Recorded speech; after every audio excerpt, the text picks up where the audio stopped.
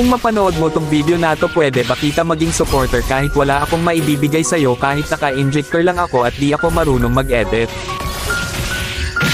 Gusto ko lang maranasan ang pakiramdam ng may humahanga sa bawat video na ina-upload.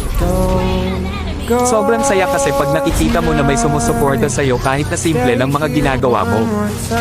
Nakakasipag gumawa ng video at hindi nakakasawang mag-upload.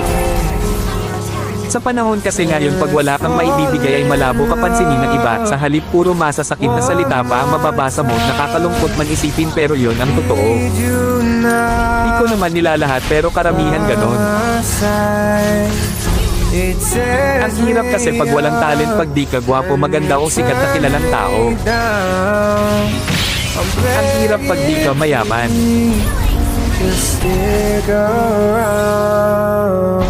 Okay lang sa akin basta lagi lang akong gagawa ng video kahit wala pang pumansin ang mahalaga